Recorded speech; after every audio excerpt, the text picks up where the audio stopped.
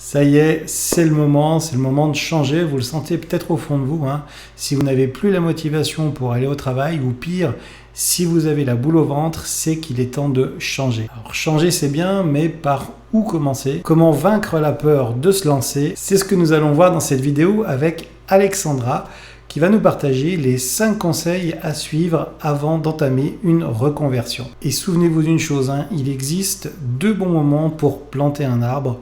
Le premier, c'était il y a 20 ans et le deuxième, c'est maintenant. Vous êtes prêts? C'est parti!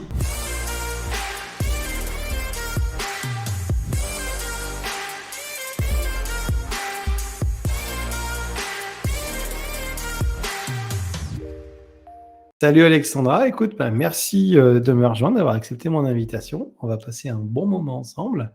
Est-ce que tu peux te présenter en quelques mots, nous dire un petit peu quel est ton parcours, pourquoi tu as quitté Paris et finalement, quelle est ton aventure aujourd'hui avant qu'on puisse parler des 5 conseils avant d'entamer une reconversion? Ouais, avec plaisir, Nicolas. Alors, je m'appelle, Alexandra, j'ai travaillé 8 ans en logistique dans l'agroalimentaire. Globalement, comment je me suis retrouvée là? Un peu par le fruit du hasard. Je savais pas quoi faire au lycée. On m'a dit: «Fais une école d'ingénieur, ça fermera pas de porte». En ingénieur, c'était pas trop fait pour moi, alors j'ai pris la filière la moins ingénieure, celle de la logistique. C'est comme ça que je me suis retrouvée, en logistique, à gravir les échelons sans trop me poser de questions, finalement.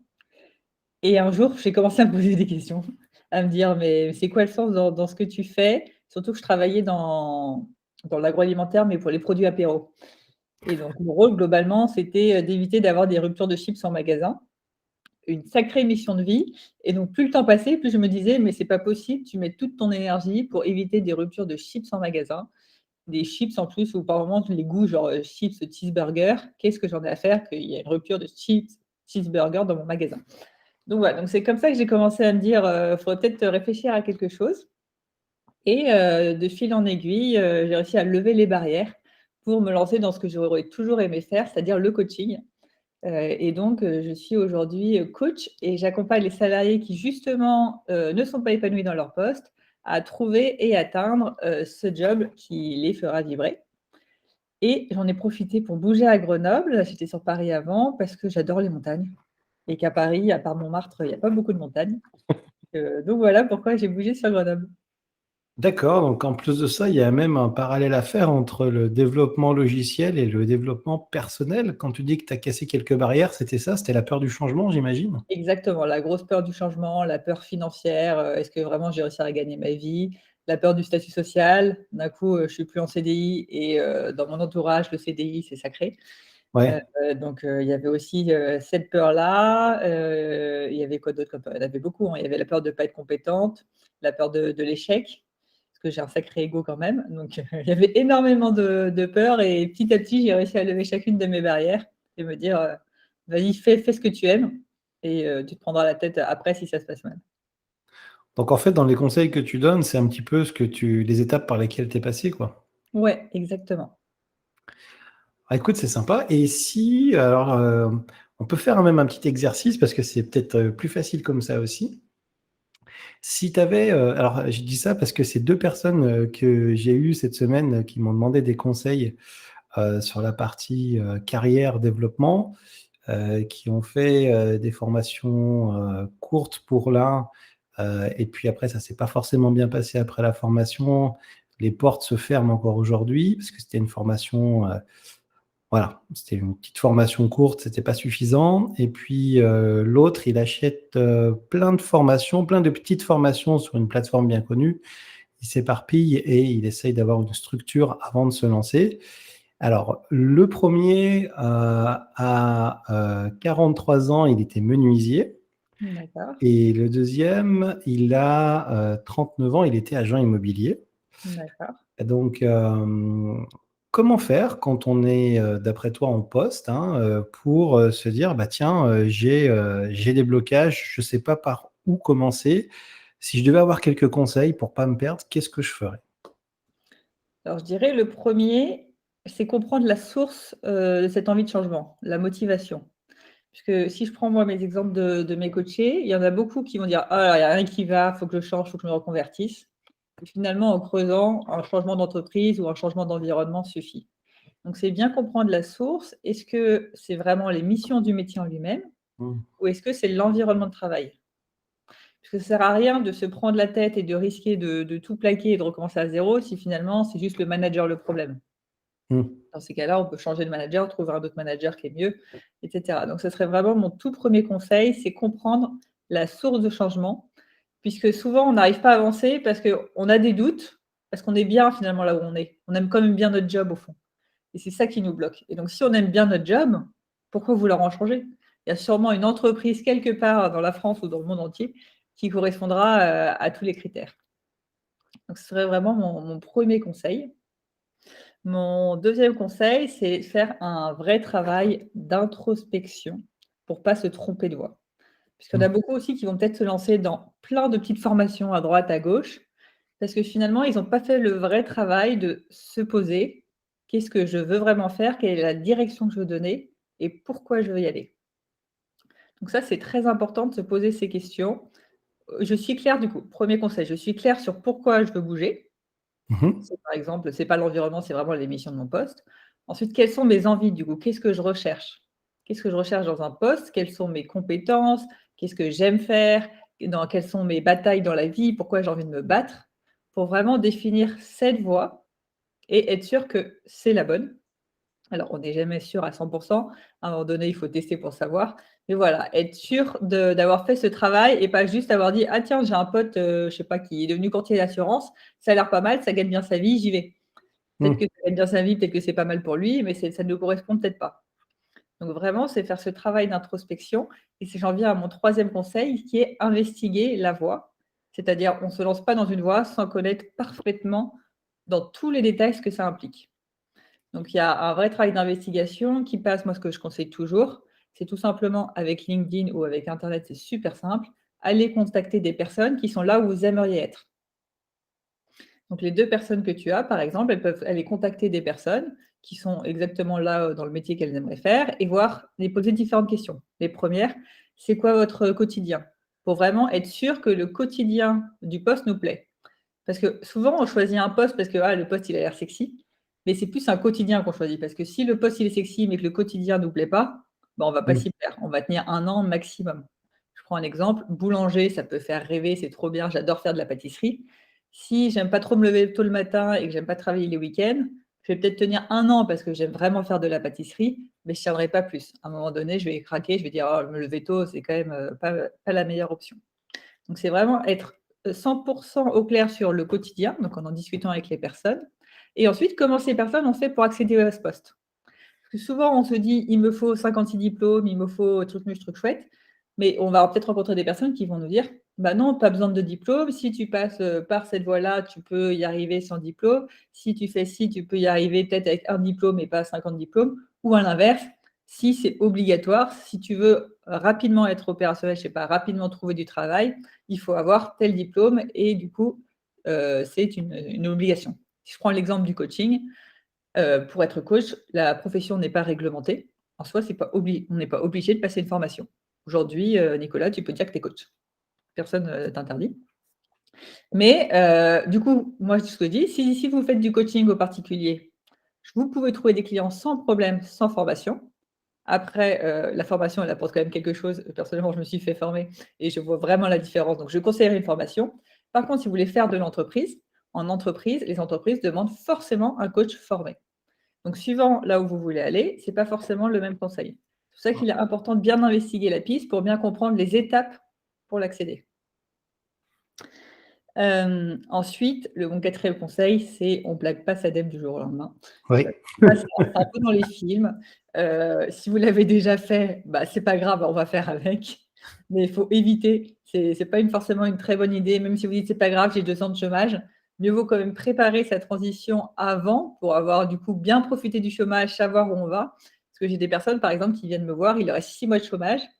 Ils ont pas fait grand-chose, en tout cas, ils ont un peu tourné en rond pendant 1 an et demi et c'est: «Bah, là, 6 mois, il faut que je trouve un job, il faut que je l'atteigne» et cetera. Ça vous met une coup de pression pour rien. Donc l'idée, c'est tenir sur votre job actuel. Alors, sauf si vous êtes en burn-out, dans ce cas-là, vous vous faites arrêter et vous aurez le temps de l'arrêt du burn-out pour prendre du temps pour vous. Mais si vous n'êtes pas au bord d'un burn-out ou autre, restez sur votre job actuel et préparez votre transition. C'est-à-dire, pendant votre job actuel, soyez très clair sur quelles sont les étapes qu'il va falloir passer pour atteindre votre poste. Est-ce que déjà, vous allez pouvoir commencer en parallèle de votre job? Est-ce qu'il va falloir vous économiser de l'argent en amont pour pouvoir lancer votre projet? Est-ce qu'il va falloir, je ne sais pas, ça peut être demander un investissement financier, peut-être falloir que vous fassiez un prêt à la banque. Bref, tout l'aspect finance est très important dans la reconversion. C'est d'ailleurs un des premiers freins pour se reconvertir. En général, c'est cet aspect finance. Donc, c'est très important de bien l'étudier pour avoir vraiment un plan qui roule. Et ensuite, il y a aussi l'aspect, quels sont les impacts sur votre vie? Qui dit transition professionnelle dit, enfin peut dire, c'est pas obligé, mais travailler plus en parallèle de son job actuel et du coup avoir moins de temps pour sa vie perso ou sa vie familiale. Ça peut, dire, peut-être un déménagement. Donc bien étudier tous les impacts sur sa vie personnelle pour être sûr que vous êtes aligné avec cette décision. Oui, parce que, on sait pas forcément ce qu'on veut, mais on sait ce qu'on veut plus, donc ça sert à rien de se reproduire les mêmes barrières dans une nouvelle aventure, en fait. Ouais. C'est pour ça que c'est très important ce travail d'introspection, d'être très clair sur ce que vous voulez et de matcher après avec le travail d'investigation pour être sûr que la voie que vous allez viser, elle matche bien avec tout le travail que vous avez fait sur ce que vous voulez, là, ce qui vous anime et ce qui va vous motiver à vous lever le matin. Qu'est-ce que mais bah, merci pour tous ces conseils. C'est vraiment riche et c'est bien plus que du bon sens, donc c'est vraiment super intéressant. Qu'est-ce que tu dirais à quelqu'un qui, n'ose pas à cause de son âge? Tu vois? Qui aurait entre 45, 55 ans et qui se dit: «Bah, de toute façon, c'est peut-être déjà un peu trop tard pour moi», qui a connu le regard des autres et qui a pas envie de le subir. Est-ce que cette personne, quelque part, a pas déjà des freins, qu'elle peut casser? Ouais. Alors les freins de l'âge, c'est très drôle parce que les personnes qui ont entre 25 et 30 ans se disent: «Je suis trop jeune». Les Ouais, personnes qui ont entre 30 et 40 ans, en général, ont des enfants et se disent: «Non, mais c'est pas sérieux, j'ai des enfants». Les personnes qui ont entre 40 et 60 ans vont dire: «Je suis trop âgée». Donc c'est très drôle parce que qu'importe l'âge, il y a toujours des freins. Ce que j'ai envie de dire, alors du coup, on commence par la tranche, tu m'as dit 45, on va dire entre 45 et 60 ans, donc où il reste, quand même, on va dire 15, une bonne quinzaine d'années, ou 10-15 années à travailler. Ce que je leur dis toujours, mais c'est 10-15 années, c'est énorme sur l'échelle d'une vie. 10-15 années à faire un travail qui ne vous plaît pas. Imaginez tout ce que vous pourriez faire juste avec 2 années sur les 10-15 où vous allez travailler votre transition, ou d'accord, ça va peut-être pas être facile tous les jours, mais ça va vous prendre peut-être 2-3 années de transition. Mais après, vous allez avoir, 10 années, une dizaine d'années où vous allez vous éclater tous les jours. mmh. C'est quand même non négligeable et je leur dis: «Vous avez déjà perdu 20 ans, est-ce que vous voulez encore perdre, 15 années?» Donc vraiment, pour l'histoire de «c'est trop tard», il est jamais trop tard. J'ai accompagné hier, j'ai fini un accompagnement d'une personne qui a 60 ans, il lui reste 5 ans, hein. Elle, Ouais. elle m'a dit: «Moi, il me reste 5 ans, mais en fait, je veux faire autre chose». Et ben, elle est ravie, elle a trouvé, le poste qu'elle voulait et elle a aucun regret parce qu'elle se dit: «Voilà, j'ai 60 ans, il me reste 5 ans» et dans sa tête, 5 ans, elle était déjà mais c'est pas rien, en fait. Et si je peux trouver quelque chose qui me plaît mieux, autant en profiter plutôt que perdre 5 ans. Donc vraiment, il y a pas d'âge. C'est rigolo ce que tu me dis parce que ça me rappelle une citation et alors je sais plus de qui c'est, mais c'est, «Il y a 2 meilleurs, moments pour planter un arbre. Le premier c'est il y a 20 ans et le deuxième c'est maintenant». Ouais, exactement. Et ça ouvre plein de possibilités. Ça, c'est le côté positif. Il y a un autre angle, qui est, le changement récent, de l'âge, à la retraite, Mmh. qui va vers 65 et on ne sait pas encore jusqu'où ça finira. C'est un petit peu comme Buzz l'éclair, cette histoire de retraite, c'est vers l'infini et au-delà. Mmh. Et moi, j'invite en complément, hein, les gens qui nous regardent à penser aussi, à côté, avoir, pensé en dehors de la boîte et même en dehors de la retraite et penser complément de revenus aujourd'hui. En termes de transition, on peut aujourd'hui, construire des compléments de revenus, et se former pour ça, sans forcément quitter son job. Ça peut faire partie de la transition et comme on ne sait pas ce qui va se passer, que la bourse, c'est pas forcément, le meilleur investissement aussi et cetera. Enfin, peu importe le domaine que vous prenez, il y a des choses à faire et notamment dans les métiers du numérique, il y a des belles choses. Il y a développeur, mais on peut faire développeur et rebondir vers d'autres métiers aussi dans le numérique. Et on peut se servir des compétences qu'on a eues dans son ancienne vie pour pouvoir explorer encore d'autres choses. Et peut-être que le métier de développeur, c'est même un point d'entrée sur les prochaines années. Et puis, ça rassure aussi quand on a testé quelque chose, qu'on a nos premiers revenus, de pouvoir se dire est-ce que j'y vais complètement ou pas, ou même, dans tous les cas, ça permet de partir en vacances. Donc, puis de se faire plaisir si c'est le côté passion. Voilà, c'était juste le côté Oui, je suis développeur parce que totalement d'accord et je vais c'est... compléter ce que tu dis. En effet, il faut continuer de stimuler le cerveau, qu'importe l'âge, puisque, Ouais. c'est pas un secret, les études le montrent. Le problème de la retraite aujourd'hui, c'est triste, mais ça crée énormément de cancers d'un coup post-retraite. Ah ouais? Pourquoi? Parce que le cerveau est plus stimulé, donc on va dire tout se met un peu en pause, dans le corps. C'est le contre-coup et du coup, il y a beaucoup de personnes qui, à la retraite, ceux qui coupent du jour au lendemain: je travaille plus». Je sais pas, je bouquine, sur mon transat toute la journée, qui se retrouvent avec des cancers parce que le cerveau n'est plus stimulé. Donc je pense que même si on est à la retraite, il faut continuer d'une manière ou d'une autre à stimuler le cerveau, que ce soit dans l'associatif, à travers, n'importe quoi, mais continuer de stimuler le cerveau et du coup, même si on a 60 ans et qu'on veut se reconvertir, bah, on peut se reconvertir et continuer après sa petite activité, à la retraite ou autre. Ça fait un complément de revenu comme tu as dit Nicolas, surtout qu'on ne sait pas de combien sera notre retraite plus tard. Mmh. Donc vraiment, je suis totalement alignée avec toi. Il y a pas d'âge et tout au long de sa vie, pour moi, il faut essayer de continuer de stimuler son cerveau avec ce qu'on aime, puisqu'on parle de trouver un peu sa voie, mais sa voie, elle change au fil des années. Aujourd'hui, on n'a pas les mêmes envies que demain, on n'a pas les mêmes priorités. Donc on va trouver notre voie à un instant T, mais ça ne nous dit rien que c'est cette voie-là qu'on va faire également dans 10 ans. Donc c'est un travail un peu continu à faire, où même si on se reconvertit à 40 ans, bah, peut-être qu'on se reconvertira également à 50 ans. Ouais, et dans les opportunités aussi, moi, c'est des choses que je commence à constater. Je pense que c'est un phénomène qui va progresser. C'est que les opportunités, on a une vision, on est un petit peu programmé sur notre objectif par défaut, c'est-à-dire d'avoir un CDI. Mais on peut aussi travailler en réseau avec des personnes qui nous ressemblent, qui ont le même âge que nous, qui font des reconversions aussi et créer des aventures. Et ça peut être super motivant. Et je pense que c'est quelque chose qui va se développer de plus en plus pour plusieurs raisons. Et autant se faire plaisir dès maintenant en préparant ça. Ouais, c'est vraiment Mmh. vous dire que vous n'êtes pas seul. Je pense à Ouais, Patricia exactement. Le notamment. réseau est très important. J'ai discuté avec une membre il n'y a pas très longtemps, Patricia, qui avait un petit coup au moral par rapport à ça. Et voilà, sachez que vous n'êtes pas seul et qu'en fait, il y a tellement de personnes comme vous, qu'il y a autant de possibilités et puis des aventures à continuer à vivre. Donc franchement, voilà, Mmh. faut pas, ça, ça vaut du coup, ça vaut du coup. Et ça rejoint ce que tu disais au début, c'est-à-dire se connaître soi. Et j'imagine que tout le travail que tu as fait sur toi, sur tes attentes, sur tes faiblesses, sur tes forces et tout ça, ça t'a permis de t'enlever cette pression que tu te mettais peut-être un peu aussi toi-même, c'est ça? Exactement. Vraiment le travail sur soi, c'est de se dire: «Bon, en fait, j'aurai pas de mauvaise surprise parce que je me connais parfaitement.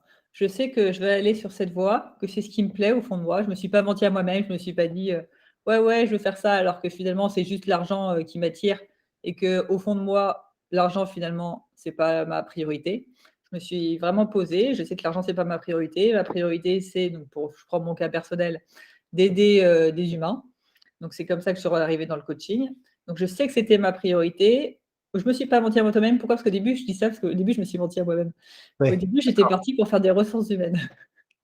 Donc faire RH parce que dans ma tête, il y avait quand même la barrière inconsciente qui disait: «Argent, argent, il faut pas trop quitter le salariat» et cetera et l'humain, bah, je me suis dit: «Ressources humaines, humain, ça se ressemble» et c'est en faisant le travail d'investigation où je me suis rendu compte, en parlant à différents RH, que finalement, ça me correspondait pas du tout, que c'était de l'humain, mais caché. Enfin, c'était pas de l'humain comme, moi j'aurais aimé, vraiment de l'accompagnement, faire grandir des humains et ça, j'ai pu m'en rendre compte en me disant justement: «OK, quelles sont tes priorités? Est-ce que c'est vraiment la sécurité de l'emploi? Est-ce que c'est vraiment le financement ou est-ce que c'est plus accompagner des humains?» et c'est du coup en me refocusant sur qu'est-ce que je veux vraiment que j'ai pu du coup, choisir la bonne voie. Et, heu, et aujourd'hui, donc tu vis proche de la montagne. Ouais, Tu fais de la randonnée, c'est ça? exactement, parce que je propose des offres en rando coaching. Donc j'accompagne en randonnant. C'est top ça. Ça Ouais, c'est donc du coup, tu travailles plus en fait? exactement. Mais même quand je fais des coachings en visio, j'ai pas l'impression de travailler. C'est ce qui est bien quand on fait un travail qu'on aime, c'est qu'on n'a pas forcément toujours l'impression de travailler. Ouais, c'est top. Bon, bah, écoutez, j'espère que ces conseils, vous auront aidé à y voir plus clair. Je vais mettre le lien en dessous si vous voulez contacter Alexandra, directement. Vous voyez que c'est possible, de partir de Paris. Alors, Paris, c'est très bien, mais si vous voulez partir, c'est très bien aussi. La randonnée du côté de Grenoble, c'est sympa également. On a une belle région et bah, écoutez, je vous retrouve et je vous dis à bientôt. Merci Alexandra. Merci, à bientôt. Alors voilà, vous l'avez vu dans cette vidéo, eh bien c'est important de savoir ce qu'on souhaite réellement au fond de nous, de tester, d'explorer. Et pour vous aider à répondre à ces questions, vous pouvez dès maintenant accéder gratuitement à ma formation de 5 heures sur le premier pilier de la programmation. Grâce à la recette des lasagnes à la bolognaise et une boîte à œufs, vous allez savoir si le monde du développement logiciel est fait pour vous, si vous avez ce feu sacré et si vous voulez aller encore plus loin, vous pouvez accéder gratuitement également au guide d'un ami pour démarrer une carrière de développeur en 6 étapes. Encore merci Alexandra. Quant à nous, on se retrouve sur la newsletter. Je vous mets le lien juste en dessous ou également sur le blog de coderpourchangerdevie.com où vous allez pouvoir retrouver plus de 20 ans d'expérience, des articles, des témoignages, des tutos et un peu plus pour vous aider à démarrer et pourquoi pas changer de vie grâce au code. Je vous dis à bientôt. Ciao ciao.